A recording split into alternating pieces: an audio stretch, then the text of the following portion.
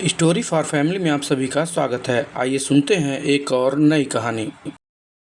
कहानी नीरू की है। पंजाब की नीरू की शादी दिल्ली के राहुल से होती है। दिल्ली कितना बड़ा शहर है ना, लेकिन आप लोगों का घर तो बहुत छोटा है। हमारे पंजाब में तो ये बड़े बड़े घर होते हैं कि मजा ही आ जाता है। कोई बात नहीं नीरू, मैं भी तुम्हारे लिए बहुत बड़ा मकान बनाऊंगा, बहुत जल्दी। नीरू के पिता जहाँ पंजाब के जाने माने व्यापारी थे, वहीं उसका पति राहुल दिल्ली में एक सिंपल नौकरी करता था। माँ, यहाँ तो घी मक्खन इतना महंगा है कि क्या बताऊं।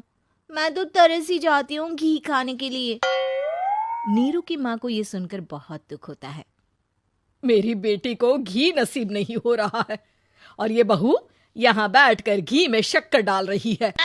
देख वनिता, मैं साफ कह रही हूँ, इस घर में जितना घी आएगा उतना ही मेरी बेटी के घर दिल्ली भी जाएगा। अरे, ये क्या बात होती है माँ जी? बेटी का उतना ही करो जो अच्छा लगे। अब क्या मायके से घी और मक्खन तक की सप्लाई करोगी आप? हाँ, मेरी बेटी किसी चीज को तरसे मुझसे बर्दाश्त नहीं होता। अब क्या था, नीरू के मायके में 2 किलो घी आता तो 2 किलो दिल्ली जाता नीरू के पास। एक दिन, माँ, बड़ी गर्मी पड़ती है दिल्ली में। इस घर में तो एक ही एसी है और वो भी ड्राइंग रूम में। सारा परिवार एक ही कमरे में सोता है। हाँ बेटा, वो तो हर घर की कहानी है। यहाँ भी एक ही एसी है। अरे बिल इतना आता है कि क्या बोलूं। तभी वहां राकेश आ जाता है। माँ, थोड़ी देर में यहाँ कुछ प्लम्बर आएंगे मेरे कमरे में एसी लगाने। जरा ध्यान से लगवा देना ना माँ। ओए, ऐसे कैसे तेरे कमरे में एसी लगेगा? हाँ राकेश, एक बार बात तो कर लेता। अरे पापा, वो वनिता को गर्मी में नींद नहीं आती। ड्राइंग रूम में सबके साथ सोने में वो अनकंफर्टेबल है, इसलिए। अरे पूरे परिवार के साथ वहां तेरी बहन नीरू भी तो सोती है। वो नहीं हो रही क्या अनकंफर्टेबल? समझ रहा है ना? अगर एसी लगेगा तो एक दिल्ली में तेरी बहन के कमरे में भी लगेगा, तभी तू लगा सकेगा। राकेश वनिता को सारी बात बताता है। वनिता करती भी क्या, मन मार कर बैठ जाती है। माँ, ये लोग ठीक नहीं है, क्या करूं मैं?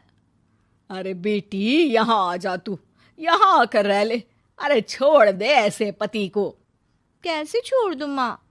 समाज क्या कहेगा, लोग क्या कहेंगे? वैसे भी मेरा एक बेटा है मयंक। अरे हटा बेटा, तेरी उम्र ही क्या है? इतनी परेशान रहेगी तो काम कैसे चलेगा?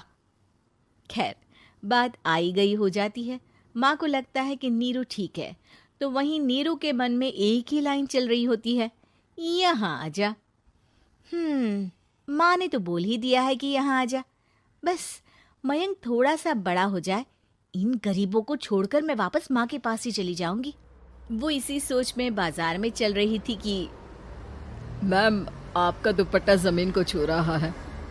नीरू जैसे ही उस लड़के की तरफ देखती है, देखती ही रह जाती है। हाय रे, कितना सुंदर लड़का है ये। अब क्या हुआ? मैंने कहा आपका दुपट्टा। तो खुद ही उठाकर दे दो ना। लड़का समझ जाता है कि नीरू उस पर फिदा हो चुकी है। वो उससे उसका नंबर लेकर चला जाता है। अब क्या था, नीरू और रोहित में लगातार बातें होने लगती है। मैं हरियाणा का रहने वाला हूँ, यहाँ एक बड़ी कंपनी का मैनेजर हूँ। अच्छा, और कितने बच्चे हैं तुम्हारे? बच्चे? अरे मेरी तो शादी भी नहीं हुई है। तुम बताओ, शादी करोगी? नीरू शर्मा जाती है। अब लेकिन मैं तो पहले से ही शादीशुदा हूँ। मुझे फर्क नहीं पड़ता, बस तुम शादी कर लो। भाग चलते हैं, बहुत पैसे वाला हूं मैं, हमेशा खुश रखूंगा तुम्हें। नीरू रोहित से मिलकर सारा प्लान बना लेती है और फिर एक दिन घर से भाग जाती है। दोनों शादी कर लेते हैं। शादी के बाद, क्या बात है नीरू, तुम्हें परेशान सा देखता हूँ, सब ठीक तो है ना? हाँ हाँ, सब ठीक है।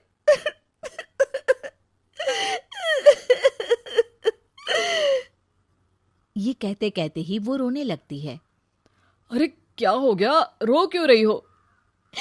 मैंने तुमसे एक बात छुपाई है और वही बात अब मुझे परेशान कर रही है।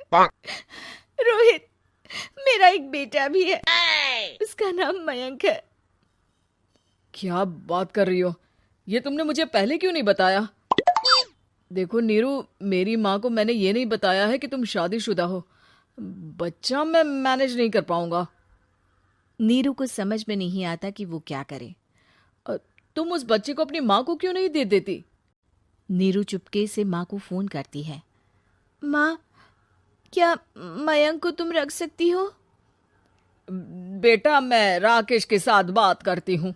आखिर घर का बेटा वही है, जो वो बोलेगा। वैसे भी बेटा, तूने जो किया है ना, उसके बाद से पूरा घर तेरी बुराई कर रहा है। मैं भी अब किसी से तेरे लिए लड़ नहीं सकती। राकेश बेटा, नीरू ने तो जो किया बहुत ही बुरा किया, लेकिन मैं सोच रही थी कि क्यों ना मयंक को हम यहाँ ले आए। तभी वनीता बोल पड़ती है। वाह जी, ऐसे कैसे यहाँ ले आए? यहाँ क्या भंडारा भरा है? और जिस बच्चे की माँ ने नहीं सोचा, उसके लिए हम क्यों सोचे? नीरू को एक बार तो अपने बच्चे के बारे में सोचना चाहिए था ना। अरे लेकिन तेरे पास भी तो लड़का नहीं है ना वनीता। माँ, वनीता ठीक बोल रही है। कल को वो बड़ा होकर इसी घर का हिस्सा मांगेगा तो हम क्या करेंगे? माँ कहती भी तो क्या, वो चुप रह जाती है। वहीं नीरू का पहला पति कहता है। माँ, अगर आज भी वो वापस आ जाए तो मैं उसे माफ कर दूंगा। बेटा, गरीबी चीज ही ऐसी है, क्या करेगा? तू तो अब मयंक का सोच। वो बेचारा तो बिना माँ का हो गया। मयंक के खातिर तू दूसरी शादी कर ले बेटा। लोगों के लाख समझाने के बाद नीरू के पहले पति की शादी रिद्धि से हो जाती है, जिसके पहले पति से 2 बच्चे होते हैं। देखो जी, मैंने शादी सिर्फ बच्चे के खातिर की है। मैंने भी शादी सिर्फ बच्चों के खातिर की है। वहीं नीरू के दूसरे पति के मन में ये बात घर कर जाती है कि नीरू एक मासूम बच्चे को उसके खातिर छोड़ कर आई है। अब देखो नीरू, मुझे लगता है कि जो औरत अपनी कोख का बच्चा छोड़ सकती है, वो तो कुछ भी कर सकती है। कल को तुम्हें मुझसे अच्छा कोई मिल गया तो तुम तो मुझे भी बाय बाय कर दोगी ना। नीरू को अब उसका दूसरा पति ताने देना शुरू कर देता है। तंग आकर नीरू उसके यहाँ से भागकर अपने पहले पति के पास चली जाती है, लेकिन ससुराल में क्या लेने आई है नीरू, मयंक को? नहीं नहीं सासू माँ, मुझसे गलती हो गई, मुझे माफ कर दीजिए। नीरू, अब वक्त खत्म हो गया है, मेरी शादी हो चुकी है। तो छोड़ दो ना उसे, हमारा बच्चा है। मैं आपको अपनी माँ नहीं मानता, मेरी नहीं मान तो बात अच्छी है। नीरू मयंक की बात सुनकर समझ जाती है कि उसके पास अब न आसमान रहा ना ही जमीन।